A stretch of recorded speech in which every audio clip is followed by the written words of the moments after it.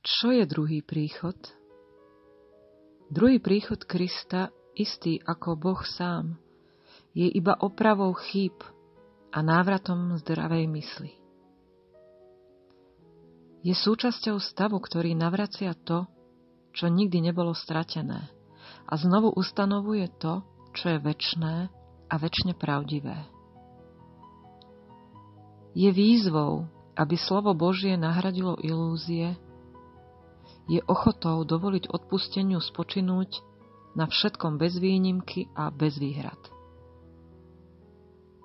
Práve vďaka všeobsiahnutej povahe zahrnie druhý príchod Krista celý svet a vľúdne zaistí bezpečie tebe a všetkému živému. Vyprostenie, ktoré s tebou druhý príchod Krista prináša, je nekonečné, lebo Božie stvorenie musí byť bez obmedzení. Druhému príchodu svieti na cestu odpustenie, lebo odpustenie žiari na všetko ako na jedno. Tak je konečne poznaná jednota. Druhý príchod zakončuje lekcie, ktoré učí Duch Svätý a pripravuje cestu pre posledný súd, v ktorom učenie sa skončí jediným posledným zhrnutím a dosiahne až k Bohu. Druhý príchod je časom, kedy budú všetky mysly odovzdané do rúk Krista, aby boli v mene pravého stvorenia a vôle Božej navrátené duchu. Druhý príchod je jediná udalosť v čase, ktorú čas sám nemôže ovplyvniť.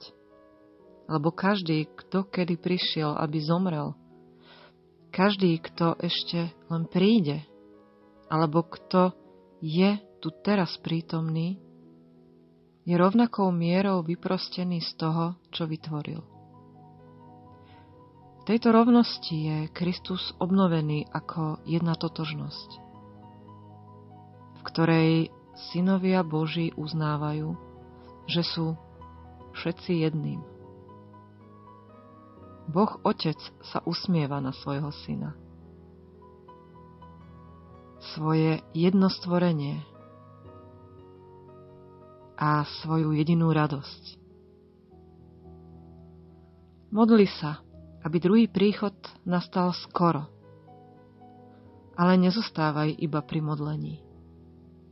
Druhý príchod potrebuje tvoje oči, uši, ruky a aj nohy. Potrebuje tvoj hlas. Zo všetkého najviac však potrebuje tvoju ochotu. Radujme sa z toho, že môžeme naplňať vôľu Božiu. A spojme sa v jej svetom svetle. Pozri, Syn Boží je jednota v nás a my skrz ňu môžeme dosiahnuť lásku nášho Otca.